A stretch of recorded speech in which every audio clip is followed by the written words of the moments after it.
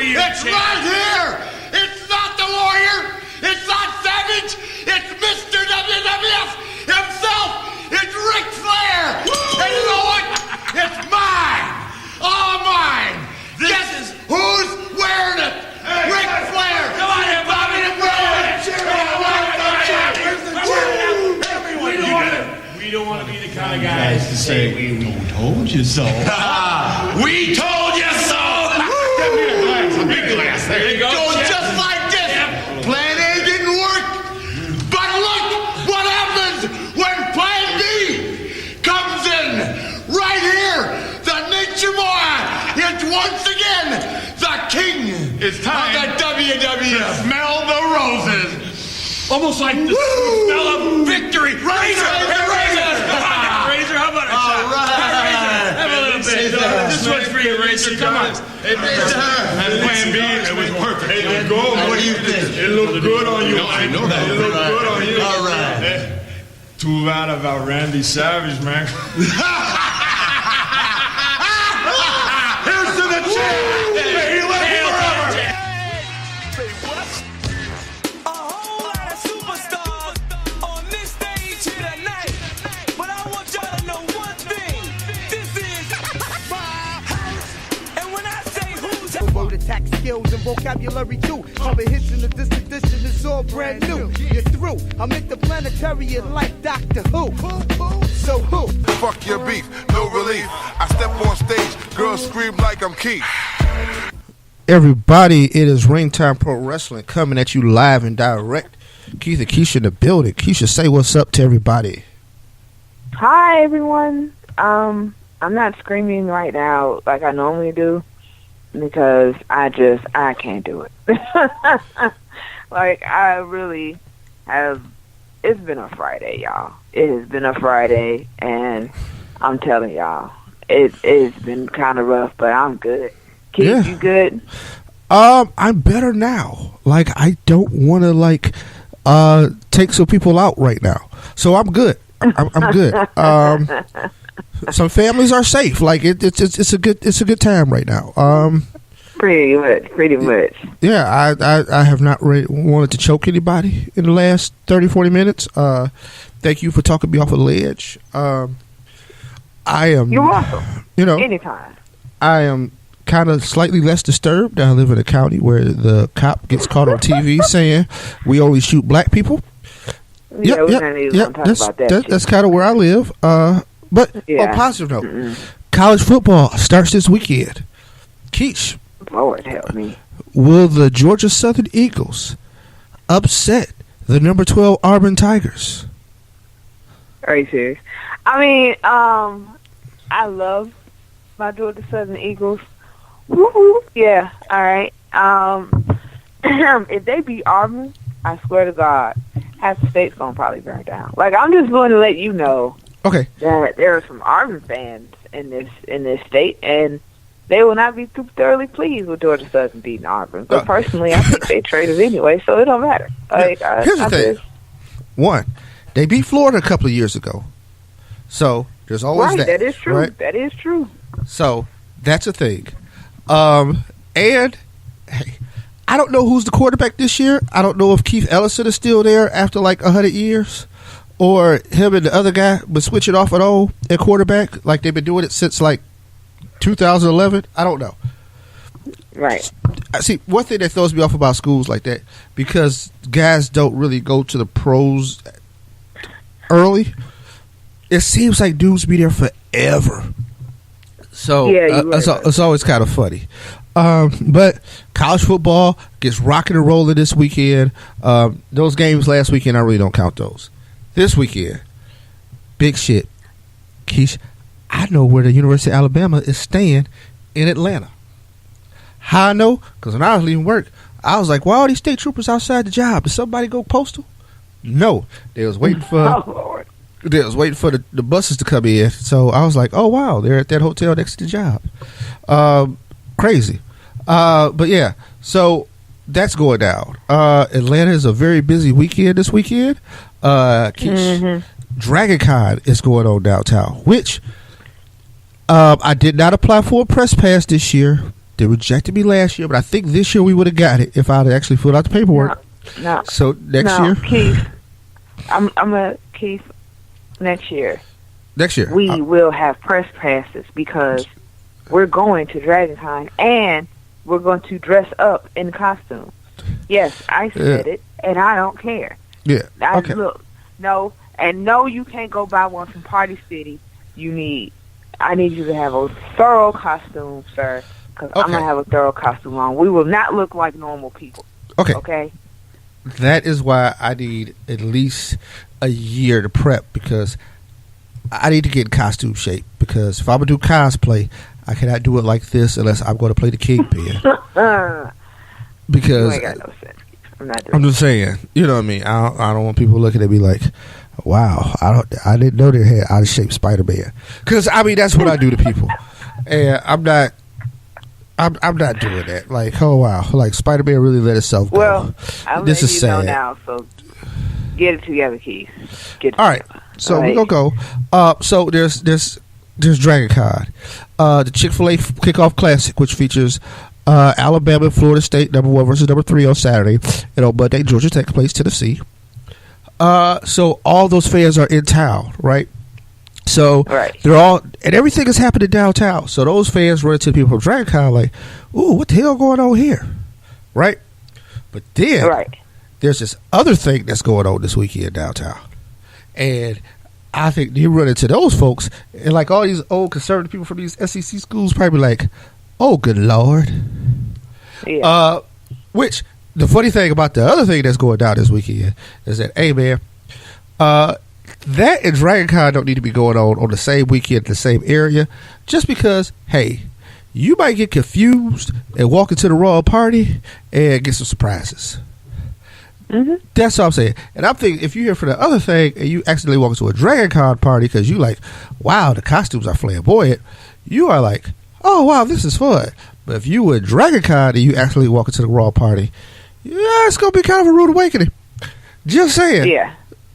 Hypothetical. For those of you that don't know and haven't caught on to what Keith is talking about, Black Pride weekend is this weekend in Atlanta also. So this is, now I want to explain something to you. This is every year, okay? Black Pride, DragonCon, Chick-fil-A kickoff, college football kickoff, which is the same thing really. There's usually a Falcons game and like some other random ass event that really shouldn't be going on this weekend because there's already enough going on as is. Okay, this is Atlanta every Labor Day weekend, and I have to honestly say I totally forgot. And when I left work today, because I work in Buckhead, and I left work today and I seen all that traffic, I was like, oh, I'm not even finna deal with this shit right now. And I literally went Uber driving up on the north side until 8 o'clock because I wasn't playing these games. I don't have time for that. I did not leave the north side of Atlanta until like 7:30. And I was like, okay. I finally made it. And what's funny is when I did my last drop-off, it was at the Painted Pen, and the Painted Pen is off Piedmont Road. And it's like about 2 miles down from my job. So, I got back on Piedmont. I went from Piedmont, I got on 85, and I got the hell on. It took me 20 minutes to get back down this way, as opposed to the 56 minutes it predicted for me when I left work, when I originally left work. So this is what it's like this weekend. I will not be participating in these antics of traffic this weekend. Saturday I will be going to work and I will be coming home. And if I need to go anywhere, it would be on my side of town and not up there because I don't have time for that. Like, I'm sorry. Y'all, it is going to be too much going on, and I am not one of those people that like to be in the thick of it. I'm just not. Like, no thank you. So, but next year I'm going to go and participate in something. I am. I'm going to go to a football game. I'm going to DragonCon. I'm going to something. But this year, it's just too much going on. It's too much going on. Take Martin is smarter. Yeah, you right about that shit.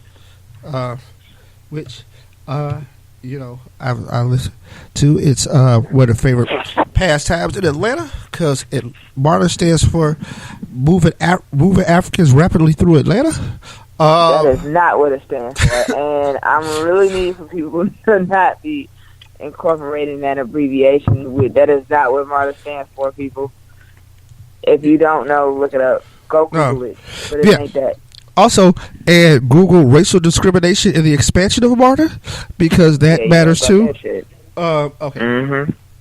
I'm about to get on a tangent, so I'm gonna leave it alone. No, Keith, let's not do this today. Okay. No, we're not gonna do it. We're not gonna do it. Okay. Because we had a 45-minute prep that fleshed out some really good ideas, but also used up a lot of time, and we both got to go to work. So let's talk some wrestling. All right. Right. So, Cash Money, Mae Young Classic. Yes. For those who don't know, now you know. Keshia, Nicole Holt, official. That's right. No, you didn't. Wait a minute. Official. Official. I mean, I know your government. I mean, like, hey, man. Yeah, but they don't know my government. They don't even know my government. Y'all don't even know my government like that. I mean... All right, well, I'm cool. Y'all cool with everything, but I mean, they know Keshia Holt. I mean, if somebody wanted to really Google you, you know what I'm saying? I would check your credit report now because I mean, I may have exposed your identity theft. I don't really know, but I didn't broadcast your birthday, so hopefully we well, let's just put it like, well, I mean, if somebody did try to steal my identity, I'm just gonna let you know now. I have horrific credit and about $86,000 of student loans that you can have. So if you want to steal my identity, that is all yours, honey. But you know what? Okay. I'm going to put that out there. I used to think that would be the best way for me to fix my credit was to get identity theft, and then I would blame it all on the identity theft and try to get it all knocked off. But, I mean, you know, things don't happen to people. Also, I like to say, hackers, why don't y'all do stuff like delete everybody's credit report at Equifax as opposed to, you know, hacking into the Pentagon or something like that? Man, go into the student loan database and just wipe that bad boy out. Exactly. I'm just saying. But that's what you need to do. That's all I'm saying. But just throwing some ideas out there. Right. But you know what? Let me take this over, Keith. Okay. For those of you that are not aware or have not seen the website lately or have not been fully informed, I am the official correspondent for the Mae Young Classic. I will be the one giving you your updates, coverage, results, recaps, opinions, predicted winners, and all the sorts of things. Anything having to do with the tournament will definitely come from me, and I am honored and excited about having this position. I thank my brother for allowing me to take this over, because I'm telling you, like, once I learned that there was going to be a women's tournament, period, I was already on it. Like, I literally was like, okay, this is mine. I need to do this. Allow was very generous. It was like, you go shut the fuck up, I'm taking this. Oh, sorry. Keith, you weren't supposed to tell that part. Anyway, so if you haven't been to the website lately, you can go on there. You will see my introduction to the Mae Young Classic, where I give you a little insight on not only the wonderful woman that was Mae Young, the late great Mae Young herself, but also how the tournament came about a little bit, giving you an insight of who's going to be at the tournament, who kind of stuff you expect to see, and then not only that, but I also introduce you to some of the 32 competitors that are in this tournament as well. I present a couple of people to you do not know, as well as others that you do. If you're wondering who I'm talking about and you haven't had a chance to really get to know the action that's going on in this year's tournament, Jessica Carr, I'm going to present her first. She is the first full-time female referee in WWE. She was signed right around the time that the Mae Young Classic had actually started, and I have to honestly say, after watching the first 4 episodes that have been presented, she has been doing an amazing job. Our commentators for the Classic are none other than Hall of Famers Jim Ross and Lita. Now, the funny thing about Lita being a commentator is it seems kind of odd. Yeah, okay, so JBL was a wrestler before he was a commentator, right? And it works a little bit because when you're a wrestler, you know all the moves and you know what goes on in the ring and you know all that kind of stuff. But switching over to commentating seems a little off at times because of the simple fact that it's a different ball game. It's literally a career change and in the same industry. So Lita, but she doesn't do too bad. I give her that. It's not like she's completely horrible or anything. It's just that with her counterpart being Jim Ross, it's really like professional amateur, that's been placed together and just kind of all right, here, now make this work. And it works, but it's still sometimes where I think that she either misses some spots or it's really just it's a transition, and here's the thing: I'm excited to see her progress as time goes on. Very glad she's back in the family. She has really, really adjusted to this alumni role, as you'll say. She's been training down at NXT. She's been doing some other things. Also, former Georgia State Panther. Just want to throw that in there. Okay. That ruffles Keshia. You'll understand. You would not know her brother. Probably favorite out of the 4 brothers she has. Went to Georgia State. Just because of how she can't stand Georgia State. But that's fine. Okay. Let's wait. It's not that I can't stand Georgia State. Alright. It's not that I can't stand them. That's a little rough. A little strong in words. Because there's people from Georgia State that I really admire. Keep you being one of them. But there's some things that Georgia State does that makes me just kind of give them all the side eyes that I can give. Okay? Let's just put it like that. So, and I guarantee you that if that's a big IF, capital with some underlining and boldness. If they beat us this year, I swear to God, I work at a building that happens to house part of Georgia State's campus. So, trust me, I have to interact with this all day, every day. So it's not that I can't stand them. I wouldn't say all that. It's just we've had our issues, but I'm cool. Yeah. Don't get me wrong. I haven't always been the proudest alumni, but it's just finding a little funny. But yeah. Lita, who left Georgia State at 19 to go pursue a wrestling career. So she's only there a year or so. But I always throw that out there. Count there. She do count. She got 12 credit hours. She count. No, she is. When I was in New York and we was doing fundraising trying to get this money, they had this list of alumni. They was like, man, look, we called anybody who done put in 12 credit hours here. Awesome. But that's just shit roll. But anyway, I think she's adjusted because you guys remember she's color. Jim Ross is play-by-play. She's color, right? So her job is to give you the perspective of if I was in the ring, right? Like I said, I think she's going to adjust and she's going to get better. I think she's done a decent job so far. I think she's talented, smart lady. So I think she'll get it. Also, with Jessica being the first full-time referee, can we say about time? Can we say it's been about time? Actually, all the years you had women's wrestling, and this is the first time you really got a women's ref? Okay, but I digress. That is correct. back to the program, Keish. You this is your show. Go for it. Well, thank you.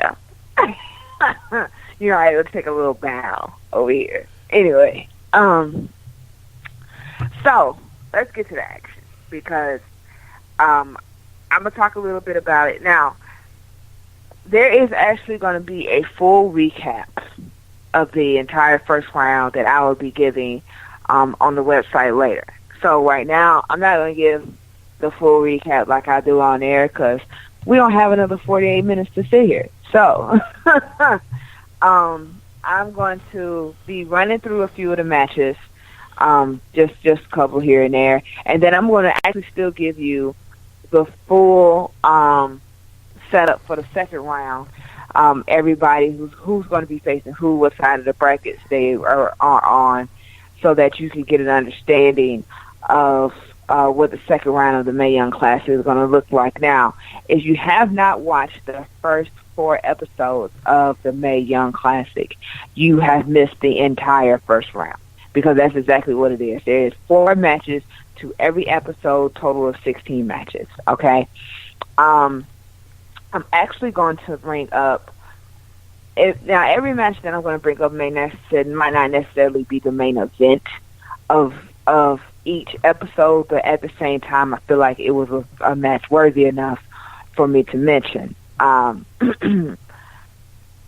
So our first 4 ladies that moved on, I'm going to give the winners for all of them, but I'm only going to talk in depth and briefly about a few of them.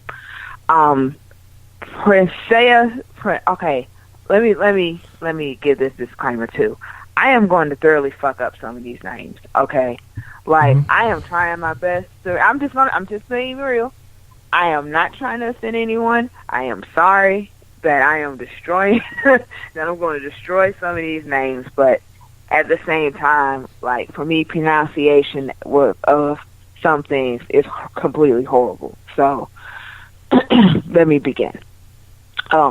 First match was Kylie Ray versus Princessa Soyet. Is that how you pronounce it? Yes. Yeah. Like, okay. All right. Well, Princessa Soyet was the actual victor of the very first match and the very first person to move on to the second round of the MYC. Serena Deeb defeated Vanessa Bourne with her patented spear. That spear was everything. I just want to point that out a little bit. Now, this is one of my first matches that I'm going to talk to a little bit about in depth. Shayna Baszler versus Vita. Okay? For those of you that don't know who Shayna Baszler is, Google her. But I'm going to give you a little bit of fact about her. The 3 supporters that were there with her that evening just happened to be the other 3 women of the UFC's 4 horsewomen. Okay, Shayna Baszler just happens to be one of them. And former UFC fighter Shayna Baszler became a wrestler a few years ago, and she has been doing an incredible job on the wrestling scene. She defeated Vita with this absolutely heinous chokehold that looked like it would hurt anybody that was in it for 5 seconds. Okay, like Vita immediately, and Vita was no pushover, because even though she was, I wouldn't say she was Shayna Baszler in the UFC ring, she did have MMA training, so it wasn't like she was completely unfamiliar with the wrestling style of Miss Baszler, but at the same time, it was too much for her, and she ended up taking her downfall in the first round. Abby Leah defeated Jazzy. Is it Gabert? Yeah, I wrote that. Yeah. Okay. This was a mismatch in size, but Abby hit her with a roll-up pin for the win. It was an exciting moment, but at the same time, Jazzy wasn't too excited about that. Let's just put it like that. Okay. Second episode, I'm going in the exact order that these appear on the episodes. So we have Mercedes Martinez defeated Zia Lee. Rachel Evers moves on to the second round after her victory over Marty Bell, which I kind of sad about that because I actually wanted to see Marty Bell go on, but at the same time, it's Rachel Evers. So, I mean, really? Is that daughter of Precious Paul Ellering? Yes, the Paul Ellering that is currently the manager of the Authors of Pain right now. So if you are not up on your NXT, go watch it. But that's where you see her father. And she ain't no slouch in the ring now. She ain't no slouch in the ring. She happened to win... Hall of Fame father. Manager of the Great World Warriors. Exactly. So... But, you know, you wouldn't know that if you were only going by her last name. But we're going to get to another person that... Anyway, I'm getting ahead of myself. Okay. Rhea Ripley defeated Miranda Sonales. Sarah Logan took a loss to Mia Yim. The thing about Sarah Logan was before the tournament had actually... Before the first 4 episodes of the tournament were placed on the network, Sarah Logan had made her NXT live television debut right after the NXT TakeOver Brooklyn 3. It was on the next episode of NXT. She faced Peyton Royce. Of course, she took a loss there, too, but it actually gave you a chance to see her showcase some of her skills before the actual tournament was aired on the network. While we're talking Mia Yim, I want to give a round of applause.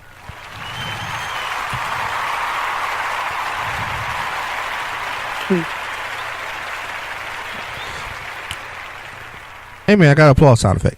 But yes, if you don't know, Mia Yim is my favorite woman in this tournament, and even though, hey man, that Princessa Suhit, talented. Yeah. But Mia Yim, yeah. But I digress. Back to you. No. I'm glad you brought up Mia Yim because I was going to bring her up next. Mia Yim has a very unique and interesting story coming into this tournament.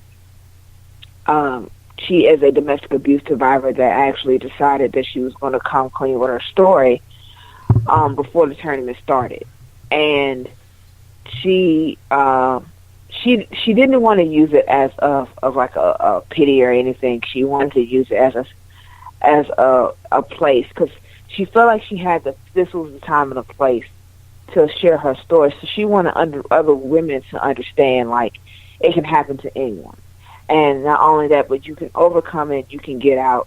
It's possible. You know, fight for your own life. This was her message to women, and she wanted to use this platform in order to get that message out. So kudos to Mia Yim, and congratulations on moving on to the second round. I definitely was excited to see her win, and I just thought I wanted to bring that up. Now, I also bring that up during the recap, but of course I go a little bit more in depth in the recap as well. Toni Storm defeated Aisha Raymond. Dakota Kai defeated Kavita Devi. Now, the interesting thing about Kavita Devi is she is the first Indian woman to wrestle in a WWE ring. Not only that, but she has been trained by the great Khali himself. So, now, Keish, I want you to repeat that because just repeat that. I just want to know. Oh, my last sentence. Yes. Kavita Devi was trained by the great Khali. Who the hell is the great Khali teaching how to wrestle? She actually said that she went to wrestling school in India, and and I'm guessing the great Khali was either a coach or it's his wrestling school entirely, but yeah, he was one of her trainers, and as she said, she has learned a lot from the great Khali. Indian wrestlers actually look up to him a lot, considering his representation in the WWE and everything. So it was a very special moment for her. Unfortunately, she fell short and ended up getting eliminated in the first round. But I definitely commend her on her courage to, her and her strength and abilities in this tournament by itself. They actually had a good match, her and Dakota Kai. It was actually pretty awesome. So, my girl, Bianca Belair, defeats Sage Beckett. Now, before anybody says anything, that spear of hers, man, Keith. Bianca Belair's spear look like it'll take your ribcage out. That's all I'm saying. Keith, I think she lifts like 400 pounds. She probably can't take your ribcage out. She deadlifts 400 and that's with ease. She was a 3-time CrossFit competitor.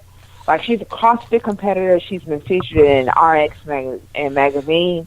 Like, she has been a career athlete her entire life. She went to 3 different SEC schools, and she was a very big competitor in track and field at all 3 of them. So, trust and believe Bianca Belair can hold her own, and she proved that during the first round of the Classic.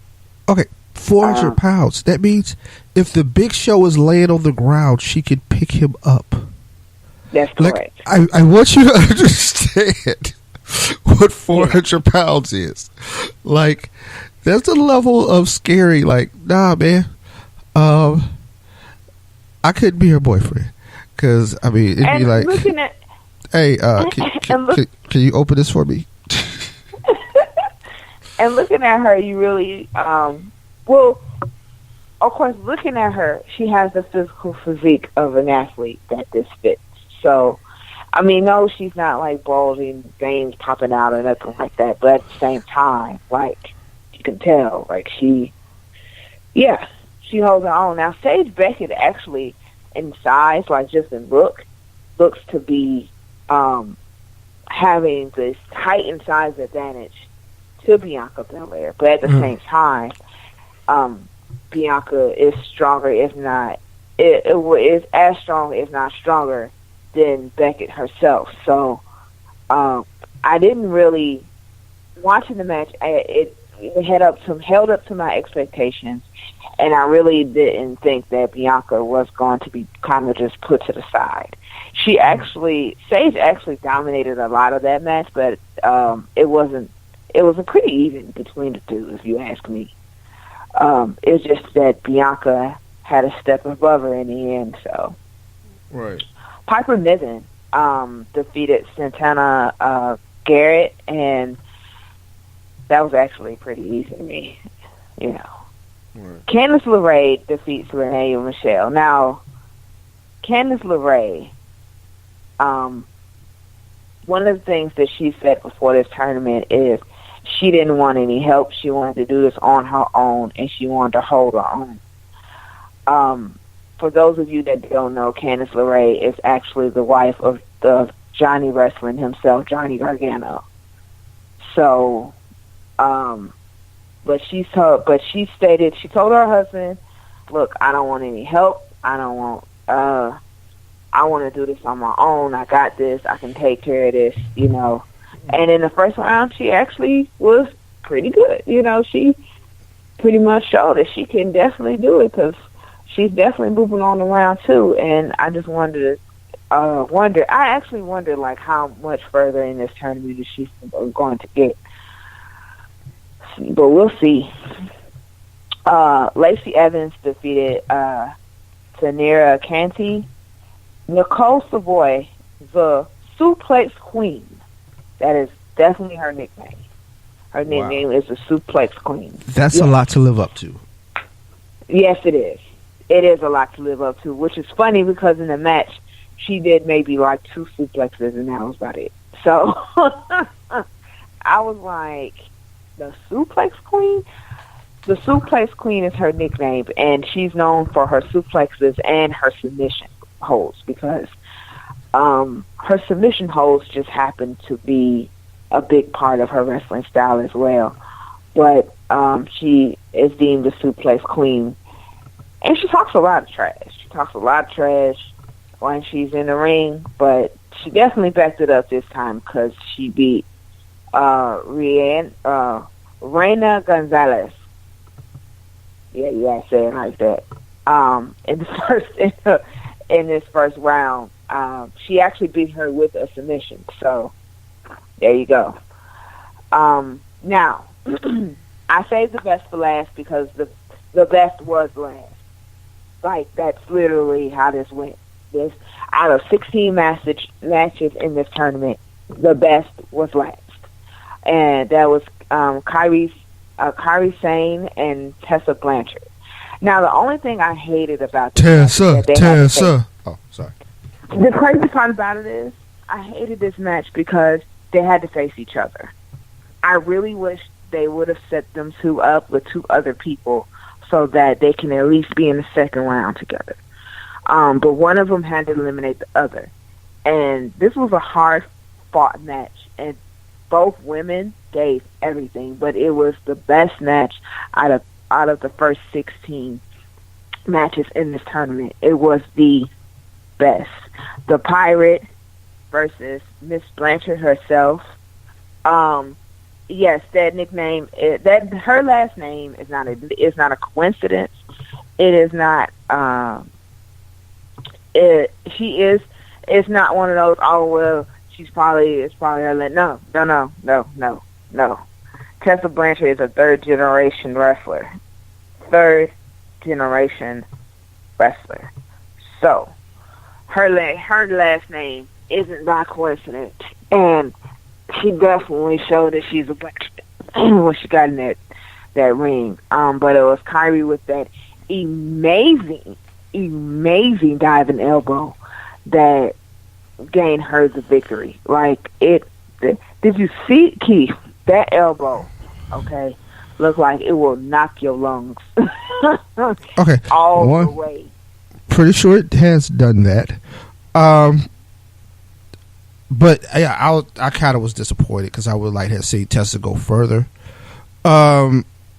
Unfortunately. She has a very, very bright future. I met Tessa about 3 years ago, I want to say. It might have been 2 years ago, 2 or 3 years ago. It was at a WrestleFest that I took pictures of. That was the same place I met good Doc Gallows. I met Cody Hall, Jim Cornette. Me and Jim Cornette had a wonderful conversation. So yeah, I met a young Tessa. She was making her way through the indies at that time. Very talented. Little background on her. Yes, Tully Blanchard's kid, right? Right. Mind you, this is how much wrestling she has. Now, Tully is the son of Joe Blanchard, who was a big time promoter in the San Antonio area back in the day. Fun fact: Tully was a Division I quarterback at the famed West Texas State, which, Keish, that football team had like 14 top tier wrestlers. Like through the years, like there's a point in the 70s where that program had like 3 world champions that played for them. Like Dusty Rhodes played football there. Tito Santana played football there. Ted DiBiase played football there. Bruiser Brody and Stan Henson played football there. Like it's nuts the dudes who played football on this one team.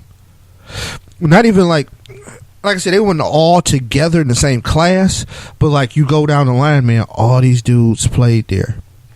And it's within a short amount of time, and they all became like big stars in the business. But I digress. So Tessa stepdad was Magnum TA. Right.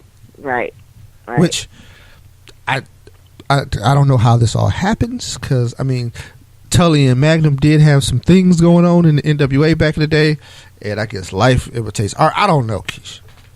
But anyway, so she not only had it naturally, but then she still grew up in the house with the legend. Like, all right, I sit here and talk to this legend every day.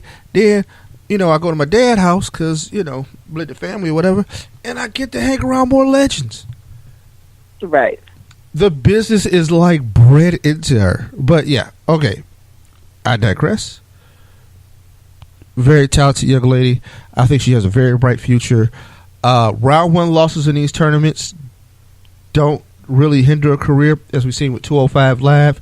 People still make it big. But yeah, so but overall, Keish, rough grade for round 1. If you're grading it, what do you give it? I will grade it, and for round 1, I'll give it about a B. I'll give it about a B. Of course, with round 1, I feel like this is my opinion of round 1 in tournaments. You don't see, you see their best, but I don't think it's like their best, if that makes sense. Like, right. When people go into the round 1 of tournaments, they give their all, but they're giving it enough to where they can pull off the win, but not too much. Because you save that for the next round and the next round and the next round. Because right now we got to go into the Sweet 16 and then the Elite 8, the Final 4, and then there's the Final 2. And of course your goal is to be the last one standing. Right. But I give it a B because these women did give amazing matches with a lot of moves that I thought would be safe for preferably for like rounds 2 or 3, but I'm glad that they were able to showcase their talent. They definitely gave their all and everything into this tournament, as well as gave their time and efforts to, get themselves there and make it happen and put on a great show.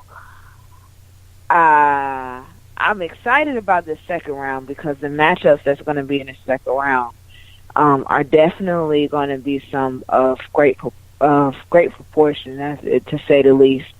And I think this is why the first round gets to B, because the second round, like the match setup for the second round already gets an A, and I haven't even seen the matches yet. So, on the right side of the bracket, you have Princesa Soyet facing Mercedes Martinez. Abby Leas will be squaring off against Rachel Evers. Mia Yim will be facing Shayna Baszler. So that's going to be that's actually, I think, going to be my match of like the second round, like period. But we'll see. Nicole Savoy is going to face off against Candice LeRae. Now, for the left side of the bracket, you have Dakota Kai versus Rhea Ripley, Serena Deeb versus Piper Niven, Lacey Evans versus Toni Storm, and Kairi Sane versus Bianca Belair. So that's round 2 of the Mae Young Classic. Please tune into the website and the podcast. And for all of the coverage, you will get recaps from me from the next couple of rounds. The final match itself will be on the network it'll be live on the network on September 12th, and it'll be live from Las Vegas as opposed to Full Sail University, which is where they're holding the tournament now. And that is it for me in the Mae Young Classic. I think I've talked enough about that. Well, we appreciate your coverage. All day. And we will get your videos and stuff up to the website. Tune in to ringtimeprowrestling.com for all Mae Young Classic updates by Keshia. Check out our YouTube page. Check out, and we probably will have a sub podcast where Keshia will kind of do the Mae Young stuff, and check it out. Like I said, she's been really working really hard. We really appreciate her efforts, and hey man, just try to give y'all some of the best that we've got, best overlook of this thing, because it was an important tournament. We take it seriously, and that's why we booked our best on it. Also, while we throwing things out, this show started on September 1st, but we didn't quite get it out September 1st. Happy birthday, Marcus. Marcus, you have heard on the Ring Time podcast before. He's our brother. If you don't know anything about our family, September is like a birthday extravaganza. I think up next is our Beverly. Jessica's going down Sunday. Dominique Monday. Kenya, I think Tuesday. Uncle Charles, September 9th. The grand finale is me, September 28th. Yeah. So we kind of go through the September thing. Yeah. Mm-hmm. Apparently, our parents like get busy in January, late December. So this is the results.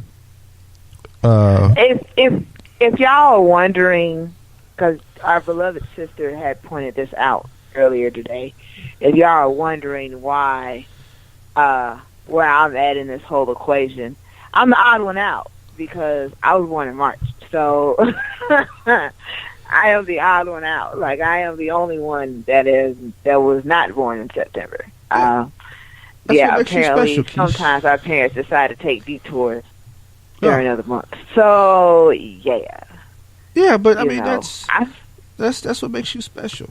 And you don't have to share birthday shine, and you don't have to worry about See, when you share the birthday with everybody, the problem is that you have to worry about financials because you got to worry about if there's enough money to go around to make your birthday crack. You know what I'm saying? I'm just saying, like you have to worry about that when you share the spotlight with other people. It's like, I mean, they go too hard at the beginning, but then at the end, rich still do. I mean, hell, somebody's birthday gonna have to suffer. So no, it's just me and only me, and it's funny because even like I didn't think we didn't actually start to like throw it out there until we were all adults, and I was just kind of like, really? So this is what we doing? Okay, like I don't know. I guess I really I'm me. Hey, it is what it is. You know when financial strength starts to just come around. It was only pertains to us because, of course, we know our parents. But it's May and June. May and June just gets utterly ridiculous on everybody's pockets. You know why? Because it doesn't even give like a 2-week gap, right?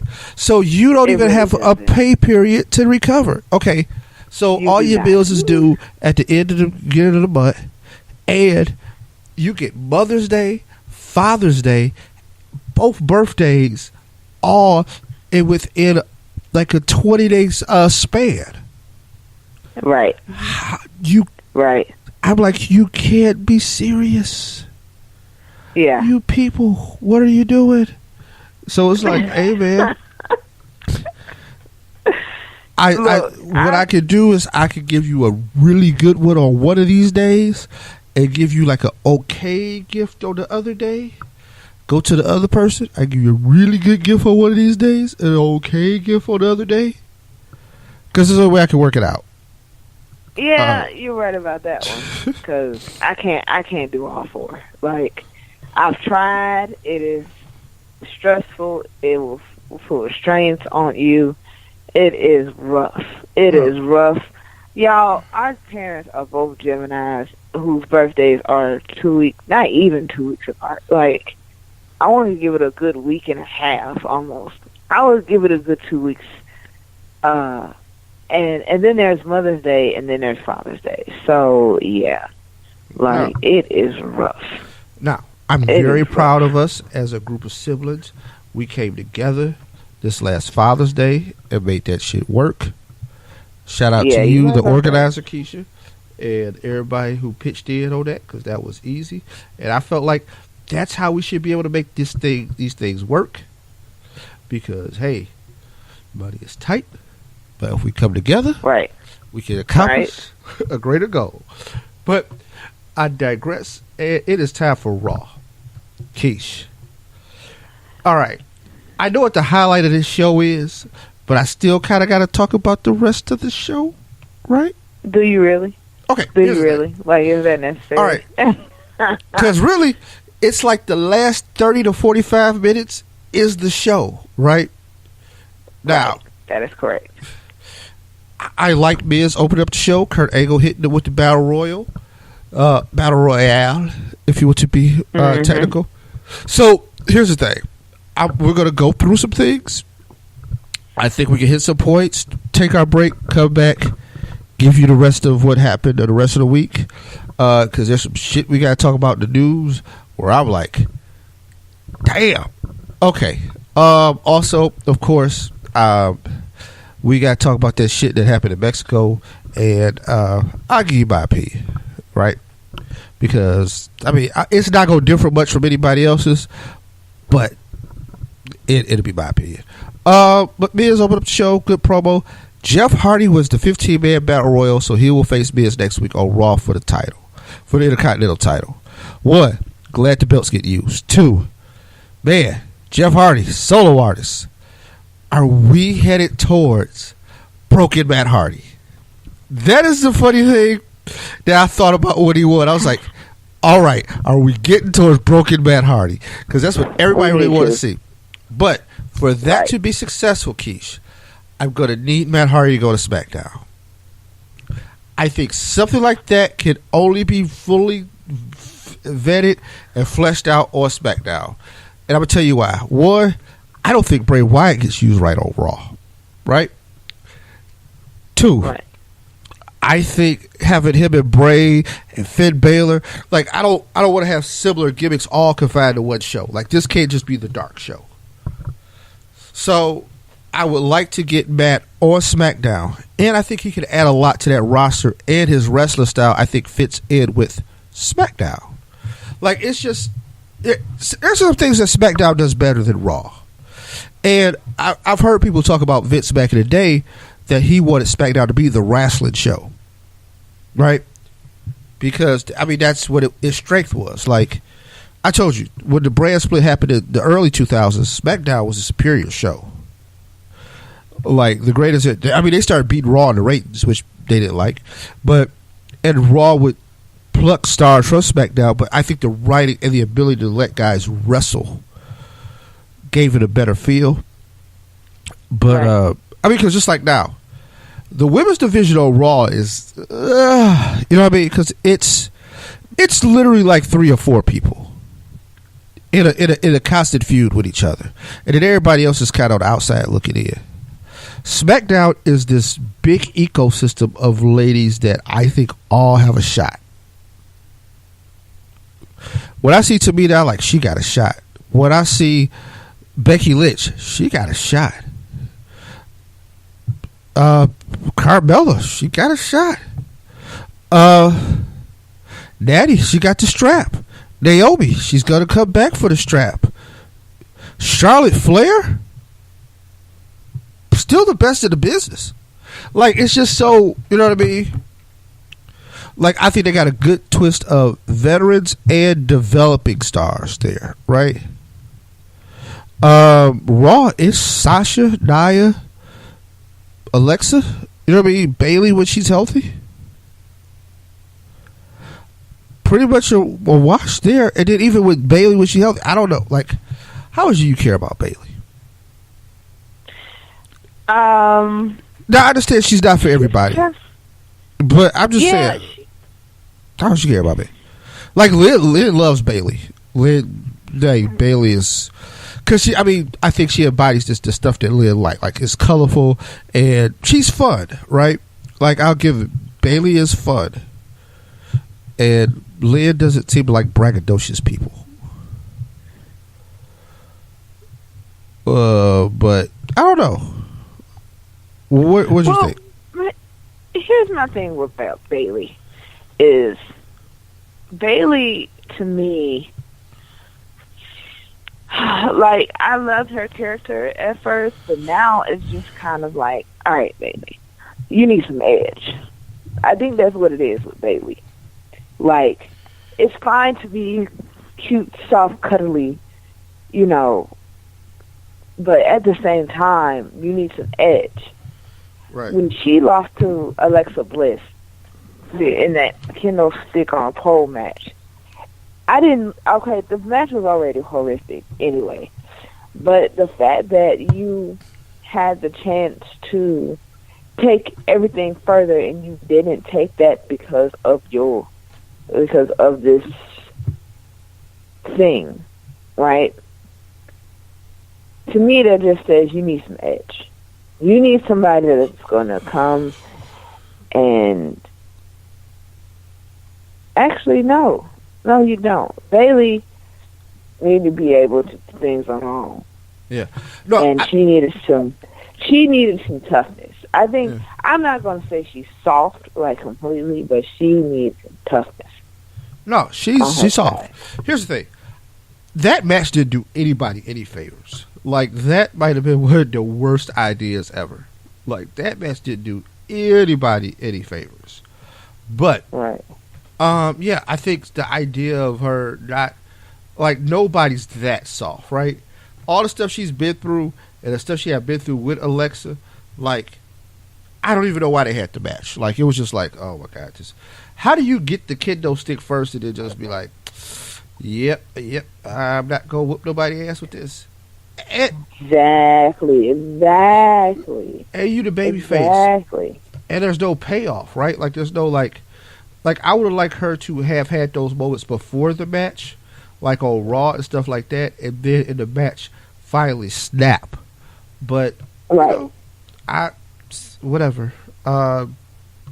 They know what they want to do with it, but I don't think they know what they want to do. I think that's part of the problem. There's that. But back to Raw. So Brock Lesnar and Braun Strowman are set for No Mercy. I think that's gonna be freaking huge. Brock is not having it. He got bum rushed. He's not having it. But look, man, the highlight of this show is John Cena and Roman Reigns, because they really don't even go with too much bullshit. They like, yo, these dudes having a match at No Mercy. Which, hey man, that's a loaded pay-per-view on its own. So if Braun and Brock are main event or semi-main, because I don't even know if they're Cena and Roman Reigns, right? Now, mind you, before this promo is set up, because even when they faced off last week, it was like, wow, this is where the internet is going to explode, and not in a good way. Right? So everything they hate is all in one ring.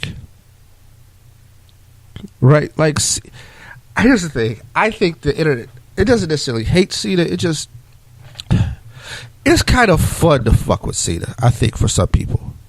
That's why, let's go Cena. Cena sucks. Okay, here's the thing I'll say about John Cena. He evokes reaction.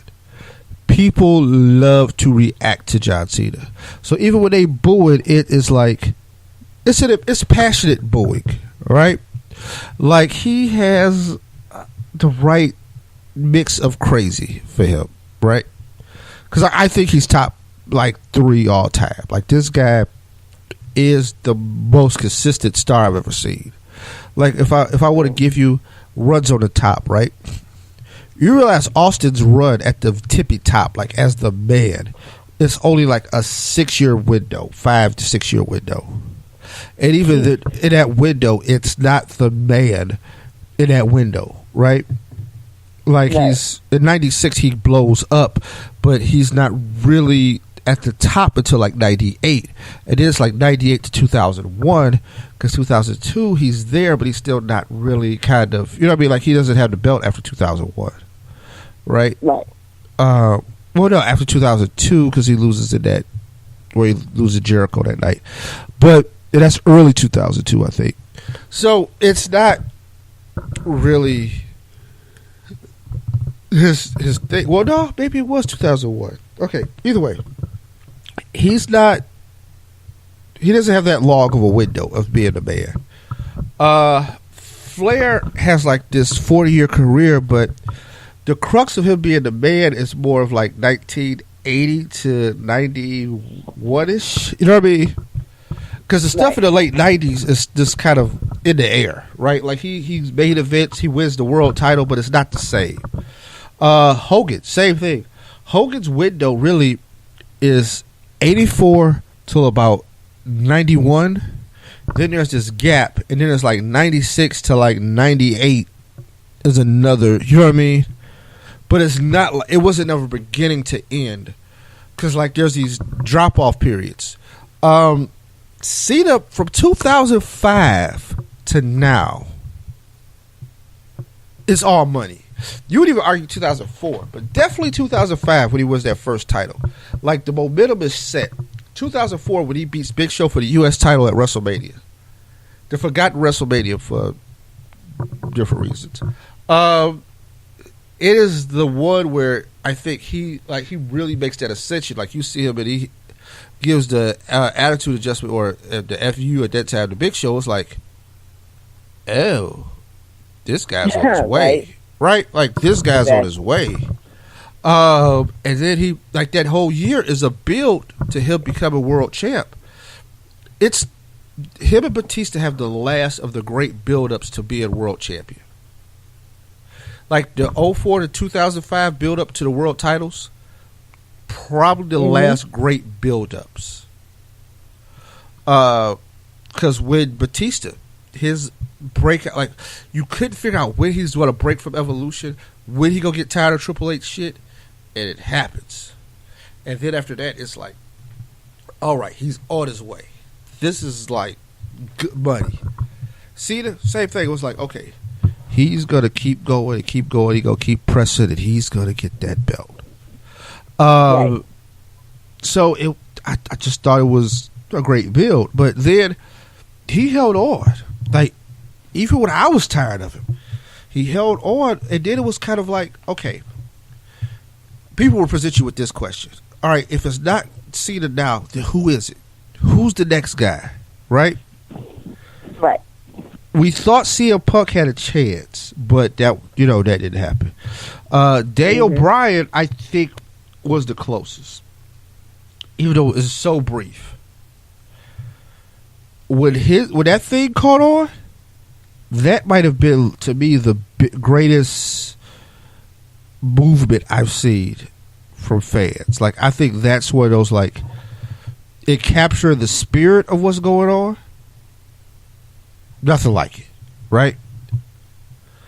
But I mean, Cena's been the bell cow. He's been the face for the whole time. You know what I mean? Even if I can put other guys up there with him, he never leaves that spear. And the guy he is outside the ring, I think, is freaking amazing. Like, I know they do a lot of these spots to, sell him and get people endeared, but it's like, bruh, you ain't got no heart if you don't watch some of these videos and be like, I mean, it's so special. Yeah. I'm just saying, like, the dude is an amazing dude for that cup, an amazing brand ambassador. I got to see him in a different light Monday, Keish. Really? I got to see. And how did you do this? And how did you do that? Here's the thing. I've always been like, how do I say? I've always been a fan of Cena. Like I said, there's some things I didn't like. I didn't like what they've done with the character. I thought there was a time he should have went heel. I think we're way past that now. Like he can't go heel now. Like we're way past that. You just have to keep him career babyface. Like he has to be Ricky Steamboat at this point. Like Steamboat. Well, here's the thing. Cena did have a heel turn, but it didn't really work out. He'd have to be Steamboat at this point. Steamboat never had the heel persona. Steamboat was always fan favorite. I think Cena. He's been a decent promo, but it's always been kind of a hokey, kind of like Joe, I'm gonna be the good guy thing. He always stayed above board. You know what I mean? Like, hey, I'm gonna go dirty, but Cena's gonna stay clean. You know what I mean? That kind of thing, right? Man, he handed Roman his ass Monday. In a way that here's the thing. I think nobody with a brain should give Roman Reigns a mic anymore. Never. Never. I have been befuddled over the past 2 or 3 years as this push has began to like, hey, this guy's going to be the man. Like, they have literally tried to hand the business to this guy, which doesn't work. Right? Like, the arbitrators of this are the fans. And I think somehow the WWE has always tried to take that away. And it's now, okay, here's the thing. In the 80s, you could build a star, right? You could get a box kit and say, I'm going to make this guy a star. Even then, it didn't always work. But you set the machine up right. And you just happen to have the right player sometimes, right? The Ultimate Warrior just was the right player. Despite it didn't work out at the end, but he was the right player. Like, he had the it thing that made that work. Hulk Hogan, just the right player, Keith. He had the it thing to make that work. But you cannot force square pegs into round holes. They have tried to do this with Roman Reigns. Why? Bloodline. They love lineage. They love family. They love story, right? Roman has it. Like, I can't take that away from him. Look. The guy has a look. I think we had a show a couple of years ago. I had to ask you, Keish, is he that fine for real? Because apparently, when they was coming through the crowd, they had an issue with him getting mobbed and grabbed on by women. You said, yeah. So, I'll go with that. So he has a look, right? Because I think that matters in a few ways. Because John Cena, the look works. A lot of women like John Cena. And when you try to make money, you got to sell to everybody, right? I think he needs to work in the ring. But I think he's solid enough. Like, the biggest superstars have never been, like, tacticians. Maybe Flair is the only real master tactician. All right? Shawn Michaels, master tactician, but I could argue wasn't even the biggest star of his era. Right? So, that ain't necessarily 100% necessary. But Roman doesn't have the one thing that I think you need to be the it guy. And that's the natural charisma. And I don't know if you can develop that. I think he could be benefited by a manager. One thing that Brock has benefited from was the Paul Heyman relationship. I think Paul Heyman gave Brock a very compelling partner. And it gave him somebody who could articulate his story for him. Now, you can't give Roman to Paul. I think that ship is sailed. You have to find another Paul somewhere. Enzo would be a mismatch, but, like, you'd have to look along those lines, right? I think Miz would be an incredible manager. Slash competitor, but mainly manager.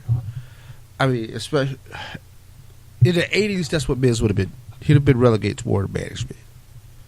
Even though he is big enough and has a build or whatever, I think he'd have been relegated more to management. But Roman shouldn't have that mic. After I don't think it's ever going to click for him.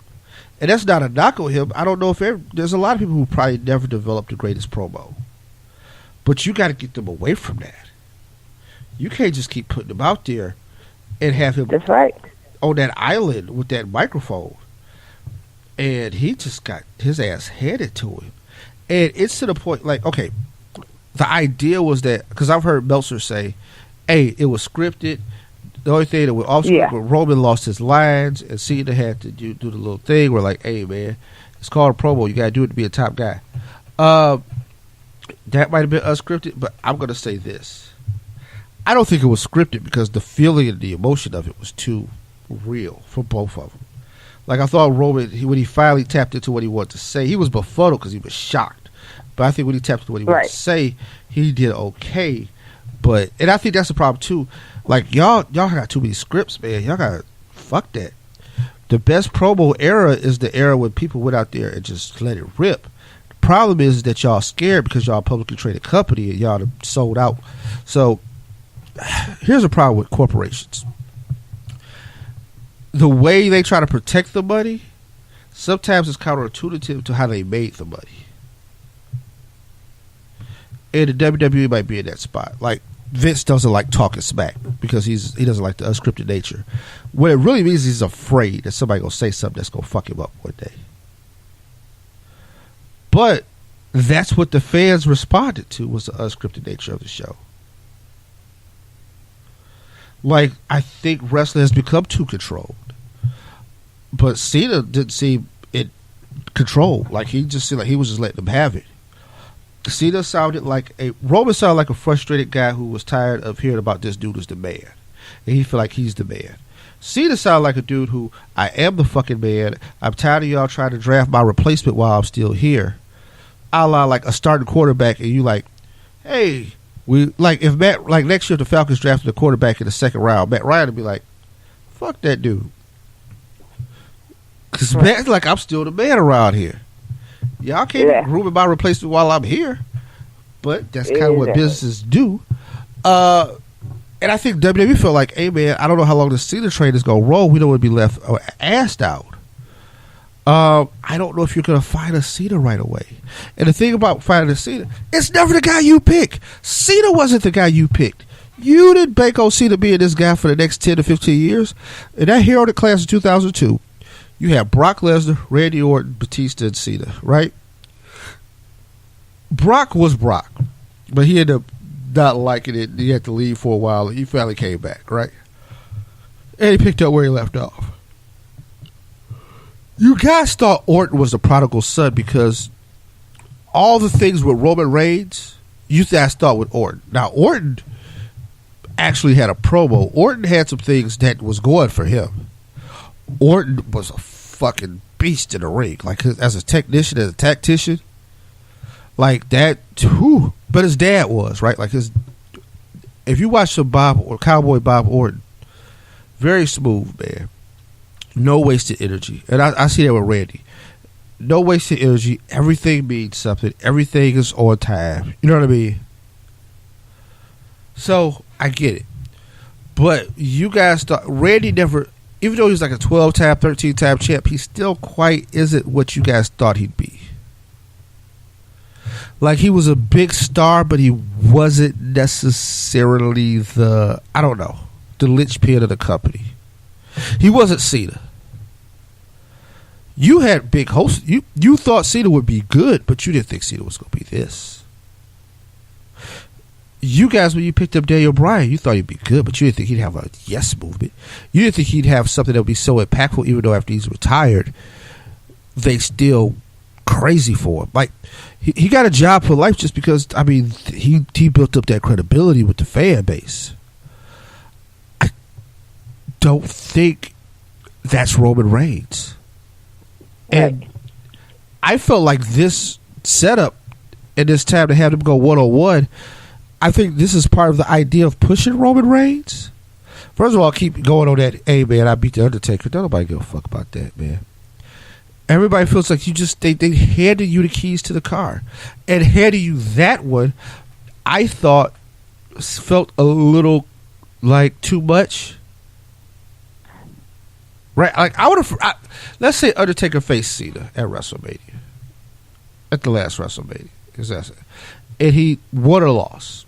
If he beat Cena and rode off into the sunset, okay. Because Cena can recover from that. That's not a big deal for Cena. If he lost to Cena, people would have hated it. But I think it still lends to credibility, right? Right. That is true. That is true. I don't think Roman got the bounce back from beating Taker. And as much as they try to drill it into your head, I don't think people really respected it. And it's just because, hey man, this dude been shoved down our throats for like 2.5 years and nobody's bought it and y'all still try to shove him. And y'all thought, okay, so now it's the Cena feud. If he takes down the top guy over the last few years, maybe this will work. Problem is, people still don't believe it. And then y'all set him up in a promo game where he can't fucking beat Cena. And I only felt more entrenched with Cena.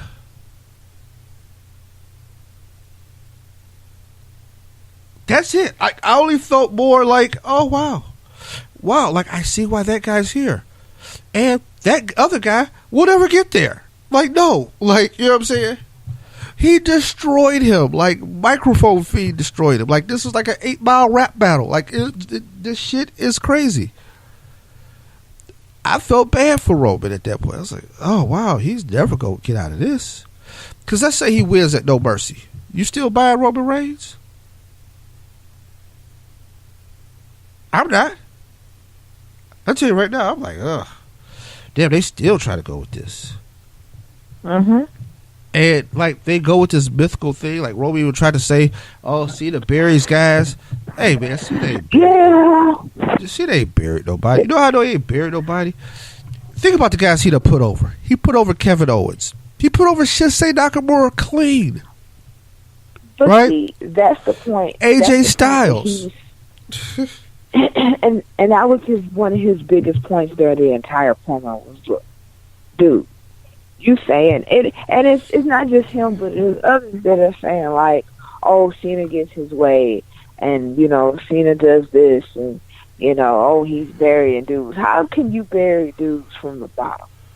Hey man, he took a loss to Sheamus. Like that because that's pretty much where he's been. You know, like yeah, he has had these big matches and whatnot, but at the same time, Cena ain't champion. Cena's not wearing a belt right now. No. And the last time he wore a belt, it wasn't for long. So, you know, Cena, he's not doing the things you normally would do if you had if you were him. Right. So, all he can really tell a woman at this point is, look, dude, I've heard this song and dance before. You know what I'm saying? And let me go and shut you down real quick so that I can go and down with this. Right. Because it's pretty much where we at. That is exactly where we at right now with that whole situation.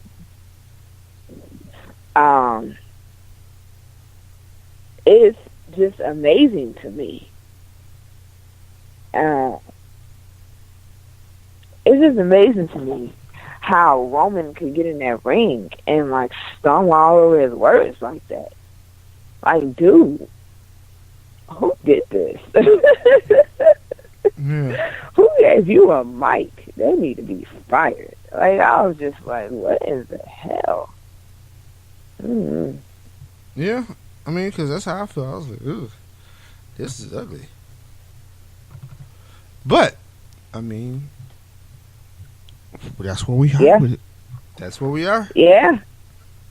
Keith, when Cena told Roman, I'm still here because you can't do your job, I was done.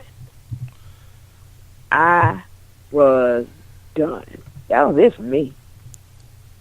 That was it for me. I'm telling you, that shit got real. Hey, man, that promo made me realize I need to step my game up at work. Like, I want to tell some people some of this shit at the job. Like, look, I can do this shit part-time than you'll ever be able to do better full-time. Right. Exactly. It was awful. And Roman was up there legit pissed. I'm going to punch you in his throat. No, Roman, you're not. Like, it was brutal. It was brutal. You hear me? So. Yeah, man. Mm-hmm. I don't know where this goes at this point. Like, it's I don't either. This is ugly. Super ugly. Right. Like, but I'm with it. I'll tell you this.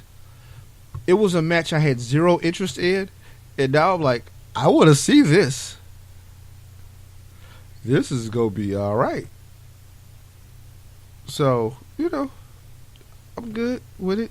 But okay, so that was the big meat of Raw. Then we go to the next setup. Alexa Bliss in a rematch against Sasha Banks for the women's title. That's right. Main event. Mm-hmm. I'm like, all right, this is the main event. All right. Yeah. Keisha, I'm going to say this. Yes. Sasha, who won the belt at a pay-per-view. Yay, Sasha. Because, damn, she was literally the Raw Women's Champion. Because she only won the bitch on Raw. Right. But no, she won at the pay-per-view. I'm like, all right, so what we going to do with Sasha? Man, she lost that shit. Yeah. That quick. Exactly. Damn, you wasn't champ like 6 days. Like, what the hell? This is what pisses me off about that whole situation. Is because she has stigmas that attached to her. Like, it's like, okay, oh yeah, Sasha's defending the title at a pay-per-view. Go and put that in the other person as the winner. Like, it's that deep. It's that deep. So, I don't know what it is about Sasha, man, but I really need for her, I really need for her to understand that her fans and all of us, we're behind her 100%. But she can't keep losing title defenses like that. It just can't. I can't. Mostly, I just don't think I could take it. Mm-mm. Yeah. I mean, it's one of them things, man. It happened. But she lost to Alexa this week. Alexa has got the belt back. And, Nia Jax was there for her to make sure it happened. Mm-hmm. Bayley's injured, so she couldn't back up Sasha. And okay. And all I know, man, is they celebrated the ring, and then Nia's like, fuck this. And I was here for it, Keish. Nia is coming for that belt. I think they haven't put it on her in a while because the idea is that they're afraid if they put it on her, how they going to take it off of her, ever, if they want to take it off. Yeah, you're right about that. I mean, who you feel like realistically could beat Nia Jax, right? The Empress of Tomorrow, but, that's a whole other story. Yeah. Like, she just wrecked shop. So, when she took out Alexa Bliss, hey, man, y'all gonna best try to make Alexa Bliss a babyface. Because people gonna feel sympathetic for that little girl. Because she like 5 foot of, I'm scared. And like, really, what y'all do is just been let her play bad games on that. Now, like, you ain't gonna play on bad games with me. I want that strap. And I'm here for it. But right. After that, I mean, like, the Raw Women's division sucks kind of in a way that, like, after she do get the belt, I don't know. Here's the thing. When Asuka gets healthy, I think Raw could use her more, but I think she'd be a better fit on SmackDown because I think she can have all these wonderful matches on SmackDown. Unfortunately, that's a confusing concept that you put yourself through when you think about those kinds of things. It's awful. I mean, awful. Horrible. It is absolutely ridiculous. So, yeah. I don't really know how that's going to work out. But this time, we're going to go to a break. We'll be back on the back end, and we will talk about the news, birthdays, and SmackDown. We've ran a little long today, but that's because we got good content.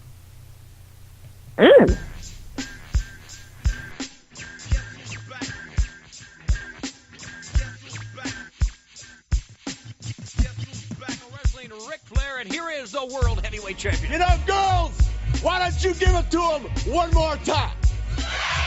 Woo! That's who's standing here today. The World Heavyweight Champion. Only one. And you're looking. Oh, girls, I can't stand it. Now I gotta talk. We all gotta be quiet. Nikita Koloff, we've only just begun. That's the end of it. Dusty Rhodes, don't ever make the mistake of sticking your nose in my business. If I'm down and out, I'll get up and take care of myself. So Dusty Rhodes, Remember, when you walk out here, woo, talking Ric Flair, don't think you can walk in that ring and give me a hand or try to help me out and ease the tension in our relationship. Philadelphia, woo, I'm going to tear you down. Pensacola, Florida, when I get to town, we're going to treat all you women, woo, the way women ought to be treated. Because the NWA and some real men are going to take that Civic Center apart, and then we all going to be over at Rodeo, woo, driving the women wild. Miami Beach, get ready. Woo, we on tour, and we're doing it better than anybody else alive. Now, Buddy Landell, it's so hard for me to sit back here in this studio looking at a guy out here hollering my name when last year I spent more money on spilled liquor in bars from one side of this world to the other than you made. You're talking to the Rolex wearing, diamond ring wearing, kiss stealing, woo, wheeling dealing, limousine riding, jet flying, son of a gun, and I'm having a hard time holding these alligators down. Woo! There's only one. Jim Crockett, when you brought me here 10 years ago, you knew that I was going to be the biggest star of them all. It cost a lot of money to bring the real world champion on location. Because you see, when you got the Andersons, you know, we're family. Only an Arnie and Ricky. We do it better than everybody else. Don't wrap me up. The National Tag Team Champions, the World Tag Team Champions, Ric Flair, the World Champion, Dusty Rhodes, the World TV Champion, the National Wrestling Alliance. We're just better than anybody else alive. One question. Girls all around the world keep asking me the same question. They all want to know. They all want to know. And my cousin Arnie's the one that put this across. They all want to know, woo, what's causing all this. You know what it is? Intensified beef products. You're talking about all men. Ric Flair. Woo! Woo! The world heavyweight champion. Woo! All right! Woo!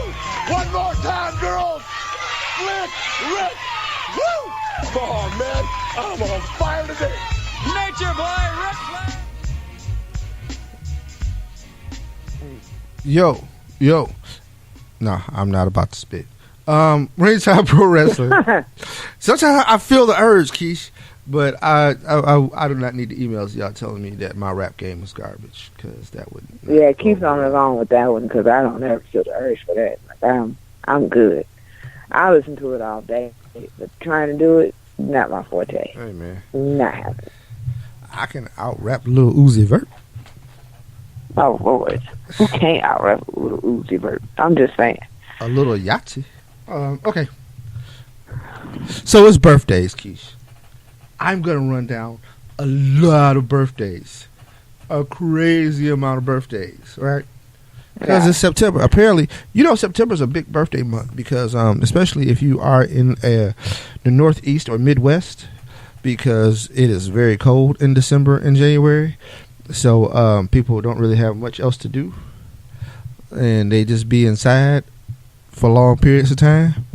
So a lot of kids are born in September and October because of that. Just random fact.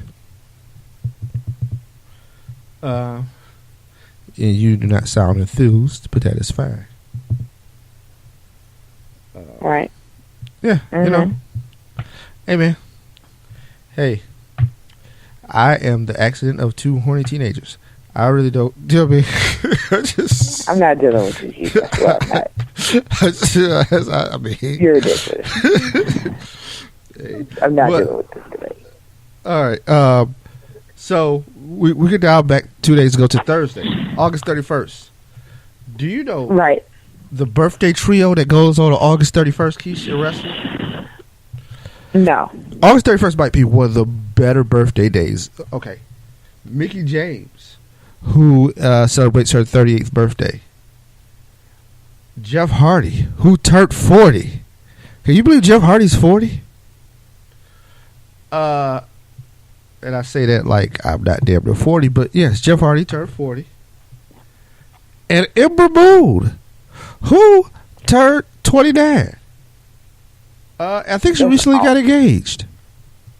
Really? Yeah, I guess she's. Congratulations, Amber. Yeah, I think she was dating another wrestler. They got engaged at an indie show. I see the video going around. I don't know how old it is. I don't know how, whatever, Because sometimes I see videos and I'm like, oh, wow. I don't know when that shit happened. Because sometimes you be sharing shit thinking you got something new. You're like, that's 2 years old. What niggas do to me? Okay, sorry. I digress. I was kind of in my feelings. September 1st, as we said, Ring Time Pro Wrestling, part of Hope Foundation, Marcus Hope, celebrate the birthday on that day. Bam Bam Bigelow birthday was on that day. The late great Bam Bam Bigelow would have been 56 today. Damn shame Bam Bam ain't in the Hall of Fame. But Hall of Famer Mad Dog Vachon, the late great Mad Dog, would have been 70. Am I getting this right? No. Mad Dog would have been 80 today, or 78, or 88. Yes, 88, because in 2019 he'd be 90. So he'd been 88 today. Wow. Mad Dog is the father of Luna, who was married to Bam Bam. 6 degrees of sexual separation. Rocco Rock, one half of the Public Enemy at ECW. Turned, damn, Rocco, hold on, 1953. So that's 64. Wow. Damn. Okay. Sim Snooker, who is one half of Deuce and Domino. He was Deuce. Also son of Jimmy Supervisor Snooker, brother of Tamita. He turns 46 today. Doug Williams, 1/3 of the British Invasion, turned 45 today. There was another wrestler birthday I saw on Twitter that I neglected to miss. But I'm going down my chart. There's no birthdays today on September 2nd, because when you get this show, it'll be September 2nd. Right. September 3rd, Keish, who was Mrs. Cleavage? She was a wrestler. Born in 1969. I gotta Google Mrs. Cleavage now. Glad I'm not at work. T.J. Perkins. Really? Yeah. So T.J. Perkins and Jessica have the same birthday. T.J. was born in 1984, so he'll be 33. But yeah, T.J. Perkins and Jessica share a birthday. Wow. I am looking at the Mattel, basically WWE Barbies. Is that a way to what we appropriate thing to call them? The WWE Barbies. But yeah, they are the WWE Superstars fashion dolls. That's what they're called. They have the Bellas. They have Becky Lynch. Apparently, they have like in-ring and out-of-ring attire. So like they got Brie Bella, and then they got like a little sundress for her. But then they got her in-ring gear. So I guess they have Sasha Banks. I'm trying to look through and see. I see Natalya, who doesn't look like her at all. So far, I've got Natalya, I got Sasha Banks, I got Becky Lynch, I got the Bellas. And there was one other blonde person, I think, that was in here. This is absolutely insane. But yeah, man, they got dolls. Eva Marie has a doll. And she doesn't have in-ring attire. She just got basically, they have Eva Marie attire. And is this Lana? Charlotte Flair has a doll. Okay. Because it looks just so generic blonde that I can't really figure it out. But, you know, they've done it. They've got it. So people can check it out. On to the news, Keish. Because there's news in wrestling. And we like to talk about news. The PWI, Pro Wrestling Illustrated 500, came out. Now, for you younger people, before all these podcasts was cracking, and, you know, we didn't have the internet, we had wrestling magazines. So, we grew up in territory time. In the late 80s, early 90s, you didn't really get a lot of national wrestling. Like WWE went national in the 80s, and then you had NWA Crockett, they went national, and they had the help of TBS. But you didn't know what was going on elsewhere, right? So even as some places folded or whatever, AWA, you know, they was around to the late 80s, World Class, until they got absorbed into Jerry Jarrett's promotion. You know, I go around the horn, right? But, you know, people who were coming up in like some indies or some promotions that were still trying to get off the ground, like, what was it? GWF or whatever. Was it? That wasn't that. It was one of Watts promotions. UWF, of course. ESPN would broadcast some of them. You didn't know what was going on with a lot of these guys because guys still moved around a lot. They do a spot for 6 months here, then they go, except for the guys who was really working on top.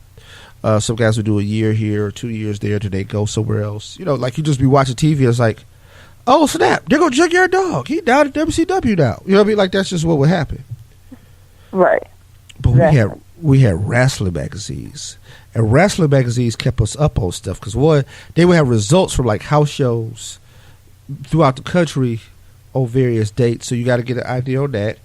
And then they put you on game in territories or promotions that you hadn't really heard of. So it's like it's the mid to late 80s, and you start hearing about these guys, the Midnight Rockers, who were Shawn Michaels and Marty Jannetty, and they tearing it up in St. Louis. You don't really know a lot about it. You start reading it, it's like, oh, okay, cool. When would they go come to the WWF, right? Or somebody that left the WWF and they wrestling down in, you know, some other promotion. I mean, hey, man, that's how you learn about the Patriot and the Dark Patriot. One of my favorite wrestlers.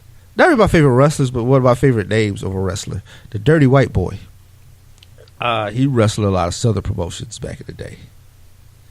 Yes, Keish, that was a real gimmick. That the guy name was a Dirty White Boy. Wrestling has no boundaries. It insults people. But, you know, hey, man. You learn about this tag team called the Ebony Experience, which later on became Harlem Heat. The wrestling books, man. And the Holy Grail was Pro Wrestling Illustrated. And the PWI 500. Who was going to be the top guy? Who was the best? So here's the thing about the top 20. You know who they are. You know the promotions they come from. Now it's a little bit nuanced because some of those guys in the top 20 you may not have seen before. Top 25, it's like, who? What? Okay. This year, the number one guy in the business, according to them, is Keshia Okada from New Japan Pro Wrestling.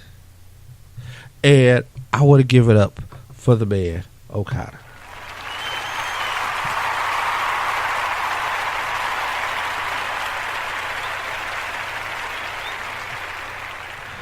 And I think this is big on a few different reasons. One, New Japan guys have always scored well in this, but being the guy and being a guy who still primarily wrestles in Japan, I think is freaking huge. It is also to the testament to the expansion of New Japan Pro Wrestling and, you know, them having New Japan World and being available with English commentary in the United States. I think they're only going to make this guy a bigger star. And, hey, man, the Holy Grail ain't the I ain't going to say it's the Holy Grail is still the WWF, but guys are going to feel confident they can make it without ever coming here to the WWF. But shout out to Okada. I haven't went down the rest of the rankings. I don't know who else is where and how it lands. It's I love it. The funny thing about it now is because of social media, you get to find out wrestlers who pissed about where they ranked in the PWF 500. They think they should be higher. It's probably some guys on the indies who like, how the fuck did I not get listed? It's like, hey man, you ain't as famous as you think you are. But, you know, things happen. there's some older guys who have fell down on the list and like, hey man, don't they know who I am? I was the Intercontinental Champion in 2001. Not anymore, bro. Nobody cares, B. Nobody cares. Yeah, you right about that. Which, very random. Like, because I want to say about nobody cares. Because me and my wife was talking about this earlier tonight. You know, like the show, the medium, the Hollywood medium, and he goes to these different places and do like read to people or whatever, and they be like trying to be like, yeah, man, you might have heard of me before, and he be like, nah, I don't know who you are, because the dude is like 23, and these dudes is people who was famous in the 90s, and ladies, because they be doing it too, like, yeah, you might have heard of me. Nah, no clue, no idea. Look, man. If your fame was in the 90s, people don't know who the hell you are in 2017. Stop acting stuck up. And this especially goes for Atlanta, because Atlanta's full of washed up celebrities. Look, man, just because you made Pop Block and Drop It back in the day, don't mean people know who the hell you are. Like, don't be walking around like, hey, man, look, dawg. Somebody be like, excuse me, because they just want to, order at Chick-fil-A, and you talk about, like, I ain't doing autographs today. Nigga, who the hell is you? Just because you made Thundermax in 1995, I don't care about that shit. You know what I'm saying? Just because you stood next to Wesley Snipes in a movie, don't mean I know who you are. Okay. I digress. But same thing goes to the PWI 500. Hey, man, just because you was a WCW Cruiserweight Champion in 1988, don't mean I care who you are today. So, be lucky and be blessed that you made it if you made it. You know what I mean? Okay. That's all. Yes. That's all I'm saying. Yes. You don't see the Rock and Roll Express complain they ain't the top 10 tag team right now? Just roll. Even though, hey, Robert Gibson got a podcast? Very random. I was looking through the wrestling rankings on Spreaker. He's on Spreaker. So, shout out to Robert Gibson. If you want to do the show, doors always open. The doors of the church are always open.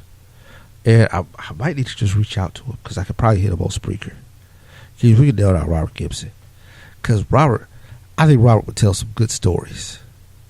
Especially about 80s wrestling, and after the show is the after party. Because apparently those guys in WCW and NWA was wild as fuck. And you ever heard of the term rats in wrestling? Ew. No. Yeah, and I'm not talking about like the rodent guy. They're called ring rats. It's kind of misogynist, but at the same time, the stories are funny as hell.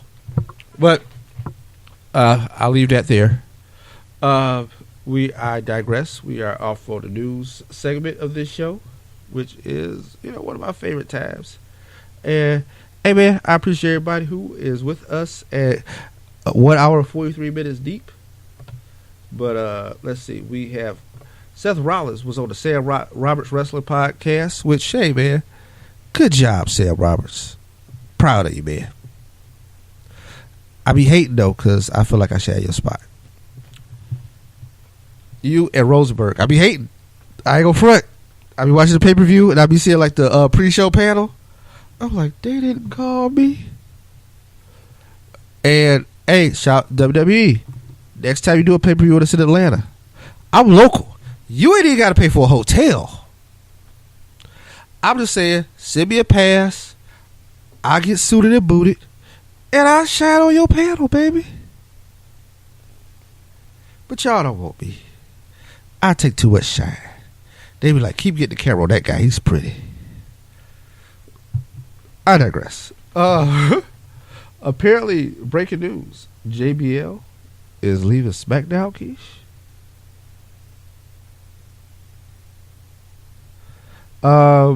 Yeah. This is officially from the JBL verified Twitter account. After much consideration, I'll be stepping back my weekly role as SmackDown announcer to dedicate more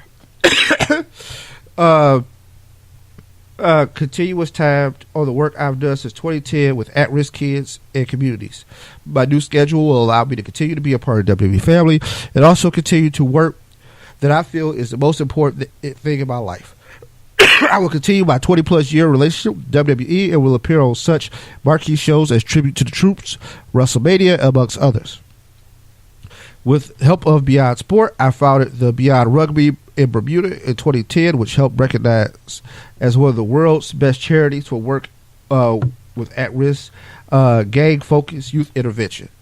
Beyond Rugby Bermuda won the 2014 NACRAR Fair Play Award out of 7,000 programs in 17 countries for its work with at-risk kids. I was named a Beyond Global Sports Ambassador, an organization backed by all major sport leagues in the U.S. So shout out to JBL, man. Here's the thing. I think I was very critical of the man and the allegations against him with the Mauro Ranallo thing. But that man is doing some really good work down in Bermuda. There's an ESPN profile of what he's been doing down there with those kids. Who a lot of them don't even know him as like the dude for wrestling. That's right. They know him like as John, the dude who cut the grass. But yeah, he does a lot of good work down there. And, you know, if you go take some time off to refocus himself more towards that part of his life, man, salute. Because we need more people like that. And, you know, who got a heart and care about folks and want to do stuff.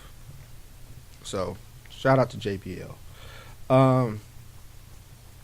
Now, I'm going to talk about the thing that everybody want to talk about, right? In Mexico, AAA Mania, there was a match between Rosemary of Global Force and Sexy Star, who is neither a star or a sexy. But she was wrestling Rosemary. She got in an arm bar. She put Rosemary in the arm bar. It was a work. She was supposed to lose the match. But this Sexy Star decided to go rogue after the match. And decided she was going to shoot and end up injuring Rosemary for real and very badly. Keith, a lot of wrestlers have responded. A lot of wrestlers have said things like, hey, man, this bitch need to be blackballed. I will never work in a match with her or work in an organization with her. If I get booked somewhere, she can't be on the show. She'll never share a locker room with me. Right. Like, I mean, that's serious. That's Cody Rhodes said she'll never share a locker room with me. So it's kind of like, hey, Right. I think more wrestlers need to do this. More wrestlers got to step up and say, like, this shit can't be tolerated, man. You can't be taking liberties with people in the ring. Also, as Jim Cornette pointed out on his show this week, like, the dudes who was badasses who could really do stuff like that to people didn't, like, lull them in a false sense of security. Like, they could just do it. You know what I mean? If Brock wanted to wreck you, he could wreck you. Right. But Right. he didn't, like, lull you into a false sense of security and then decide to wreck you, right? Right. So, Sexy Star decided it's a statement. It has been loosely translated from Spanish because I don't think she speaks English. These days have been very difficult for me. Okay. Wrong way to open up an apology. Right. The lady with her arm in a sling probably feels the same way. So, yeah, don't start off like that. This is what pissed me off about the entire situation was we all seen, if you watch the video, you've seen that it was intentional because the bell rung and she still had her in the hold, but yet you can tell she was yanking at her arm to come out of that socket. She was trying to make this happen. So the apology is bullshit because in my eyes, you knew what you were doing when you did it.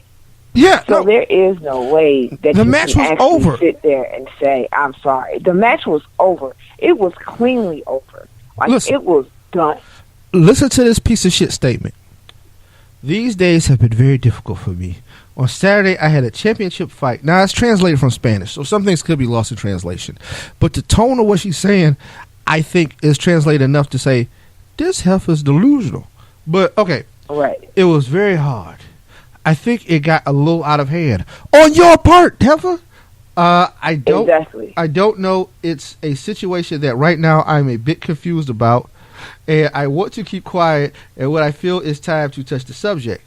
Men, women, they want to finish me, retire me from this sport. Yes, because that's what you should do. You have broken like the golden rule of this. You take care of people you are in the ring with that trust you. Like, okay. As said at the beginning, I will not stop on behalf of all women who have been abused physically or psychologically. How the hell what are you the fuck? From like, the point of the victim? Yes. What the fuck? Keesh. You can't. You can't. No, I only hate this lady more. No, let me get hood real quick. Look, bitch, you can't talk from the point of the victim if you ain't the fucking victim, okay? Didn't nobody do nothing to you, bitch. You did something to her. You hurt that. You hurt her, and you up here talking like, yo, well, you the one that's hurt? Get the fuck out of here. You can't sit here and be the righteous one when you're not the righteous one. Like, if you're the one doing the wrong, it's like somebody shooting me and then being like, I'm gonna speak on behalf of all shooting victims out there. Right. You pulled the trigger. Right. Like, oh my God. You are not allowed, and I'm gonna repeat this. Yeah. You are not allowed to speak on my behalf. Are you kidding me right now? No, she felt like she was wrong because people like, hey man, you can't do that. You can't break people's arm on purpose. Like that is not a part of the bargain. Anyway, I think I have to be stronger. If at that moment I went through a depression and came out of it, and I will come out of this one too. Okay, first of all, now I'm offended. Like I thought this was stupid, but now I'm offended personally. Right. Right. As we talked about before on the show, maybe mixed tabs. As a person who deals with depression, I don't. Two people. Yeah. There's two people who deal with depression. I'm not really here for you decided in the middle of the ring you broke somebody's arm and going to bring it on.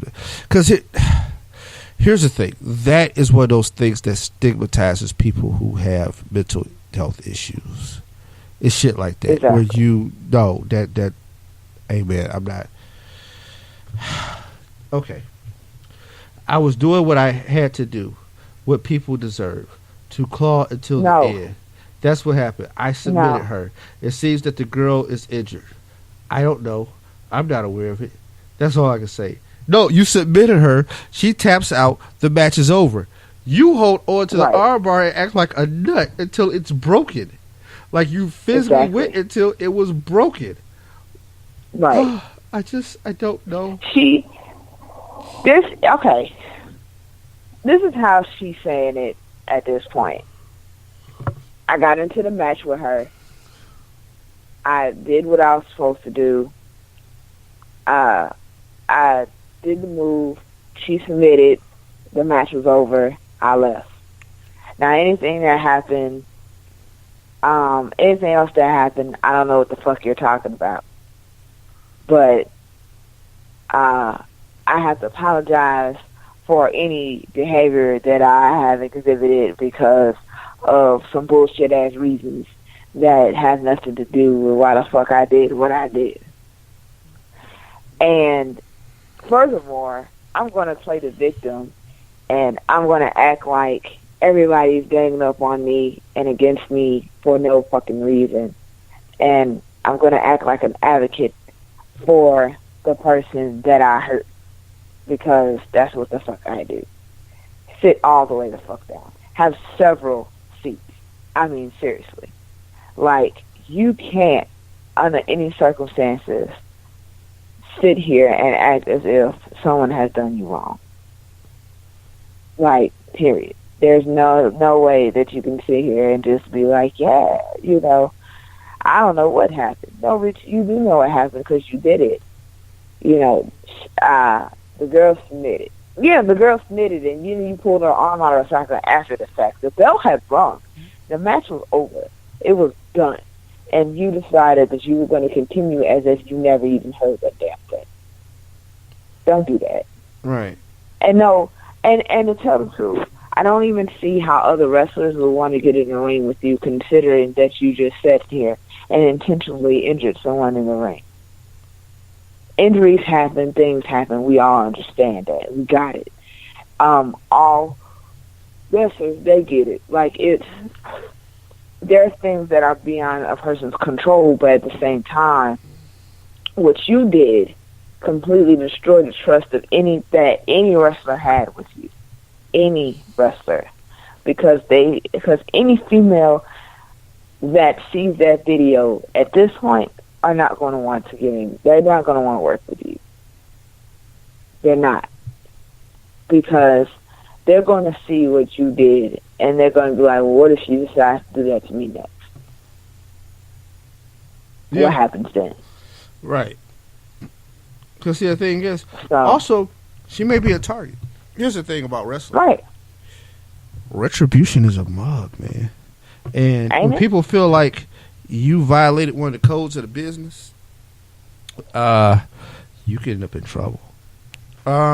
She violated the code of the business. Like, So, yeah. So, just understand, like, this might not end well. yeah, this is over. Few final topics. According to Dave Meltzer, the Wrestling Observer, Batista is possibly being considered to headline the 2018 Hall of Fame class in New Orleans. Beautiful. Now, here's the thing. I think Batista's a definite Hall of Famer. Multiple-time world champion, part of a great faction. I mean, like, there's, I can make a case for Batista. I don't know if he brings a lot of people to New Orleans, but hey, New Orleans brings a lot of people to New Orleans. Like, I think that's going to turn into a family vacation. So, yeah, I mean, that right there, I think is a big deal.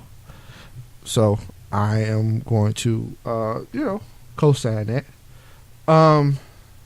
And last note, because we're going to talk about SmackDown, and we're just going to roll this into the transition.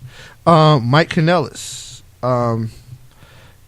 Maria put out a statement, basically said Mike has been going into rehab for painkiller addiction.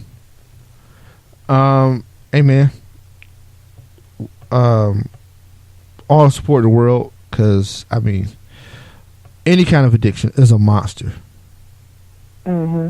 It's a monster. And It is.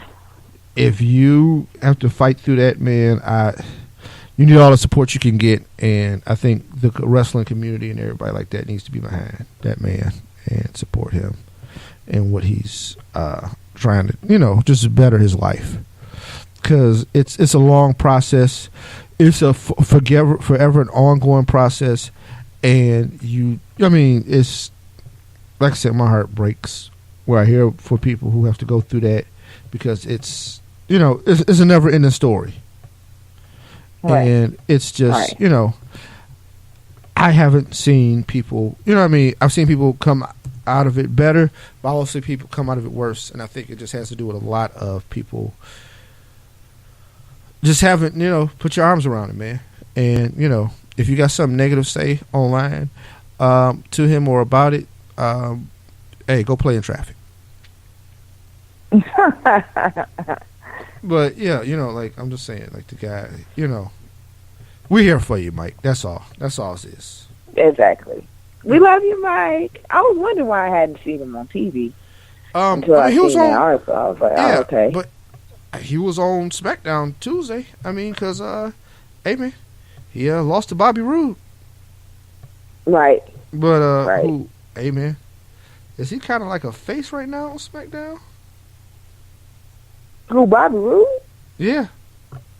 Well, everybody loves Bobby Roode, even Yeah. if he hates everybody. Like, that's just pretty much Bobby Roode's stance. Hey, man. Like, Yeah. I mean, one thing I'll say, man, the guy has it. yeah, he does. And he will always have it. So, Bobby Roode is just Bobby damn Roode. Like, there ain't no ifs, ands, or buts about that. And as long as he's glorious, everybody's going to love him. Even if he literally have rolled into town and like, all of you suck and I can't stand you. And everybody's like, yeah! That's pretty much how this goes. Well, it's a world where we cheer the bad guy, right? Like, we like, all right. Yeah. Yeah, pretty much. But with that being said, let's go into the SmackDown and we're going to wrap this up. So, Chad Gable and Shelton Benjamin debut as a tag team. Look pretty good. Oh my God. There's that entrance music is incredible. I was in the car dancing to it. I was like, oh, wait a minute.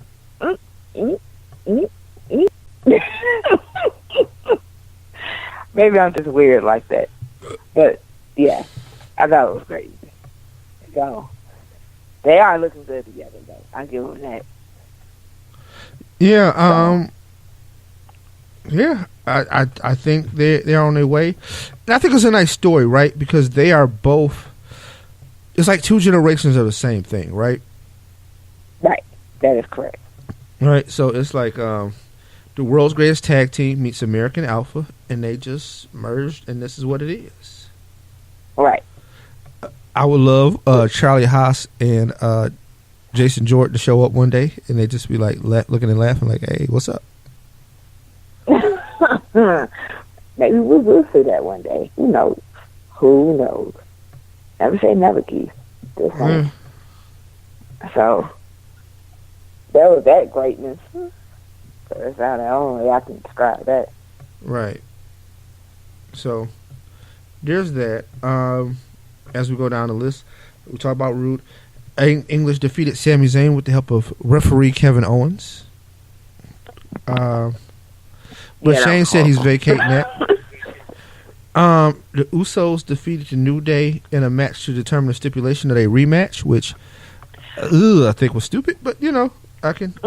Why didn't they do like a tag team beat the clock challenge against some drivers or something?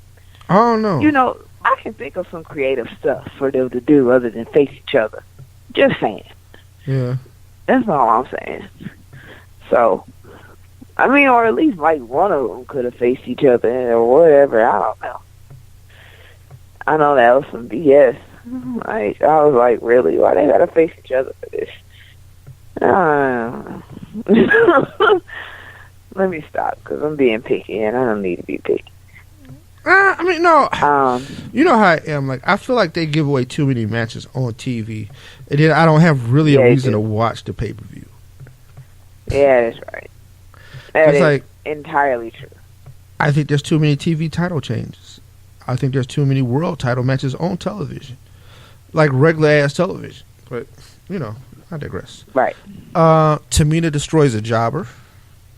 I'm interested to see where this Lana gimmick goes, where Lana is going to guide her to the promised land.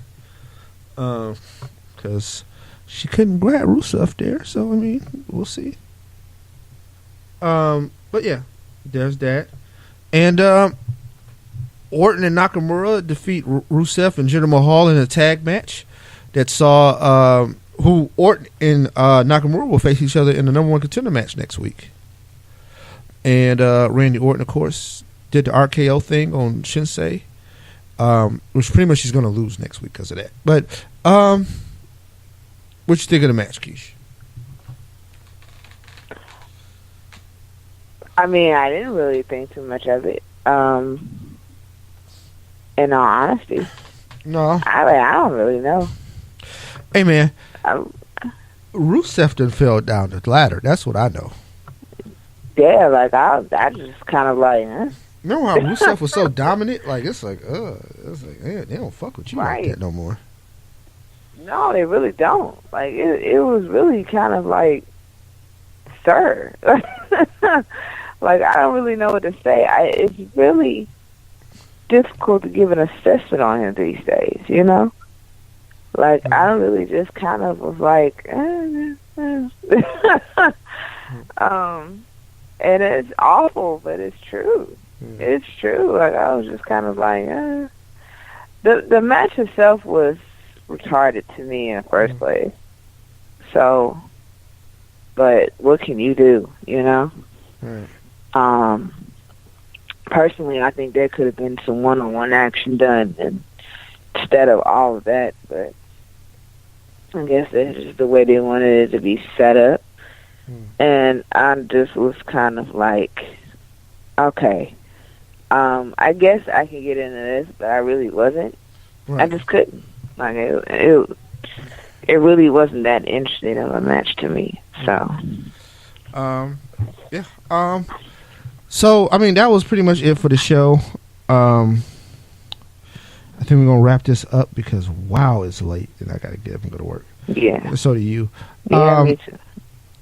And I could talk about, well, also, shout out to the people in Houston going through the flooding and the hurricane, man. We here for you. We support you. We encourage our fans, find a charity to donate to. I know people ain't fucking with the Red Cross right now, and I get that because apparently they can't even tell people how much money is going to the folks. Like, I was listening to NPR, and they had like a guy who's a rep for the Red Cross, and he was like, so how much money are the donations going to the people? He was like, well, like 91% of the money we spend is going to the people. Like, that ain't what I asked. How much of the donated money is going to the people? One, also, damn, even still, where's the other 10% going of the money you spending? But, okay. So, he was like, it was like, that's like asking my transportation director, how many trucks do we have on the road currently right now giving relief? I don't think he could give you that answer. And I'm like, okay, one, he should be able to, because that seems like a very finite answer. Secondly, you should still have a rough estimate of the idea, but you don't want to say it because it's like, shit, ain't nobody gonna get to the Red Cross because y'all got all these admin costs because y'all paying all these people crazy money. You know what I mean? Like, it's kind of jacked up. It is kind of jacked up, but yeah, I'm just saying, hey man, donate, find somewhere to donate, help out. Because these people need it, and yo, man, we all here. We all one family, one country, and we gotta take care of each other. We gotta help each other out, man, and we gotta get that place rolling. Yeah, sure. And also, man, we gotta get that place rolling because we gotta get these gas prices back down. Damn, Keith, these gas prices. Oh my God, the gas is too damn high. I can't, Keith. I pulled up to the gas station yesterday. Well, I pulled up to a gas station yesterday, and I seen that gas price, and I was like, you gotta be fucking kidding me. Like, are you serious? It is, they have blown completely out of proportion. So, now people are just scourged and looking for cheap gas. They're like, oh my God, what the hell? Like, it is ridiculous, Keith. And that ain't even the highest that I've seen. Right. Like, I seen one I seen the price of gas at a gas station close to where I'm at, and that wasn't even the highest I've seen. I was like, there's higher than this, and it's ridiculous. It's ridiculous. Yeah. Not going nowhere this weekend. Oh, but anyway, we will be back next week. Same time, same wrestling channel. Keshia has a recap of the Mae Young Classic that will be coming out this week. And that's right. Be out, listen, and enjoy. And we will get with y'all later. Peace. Bye.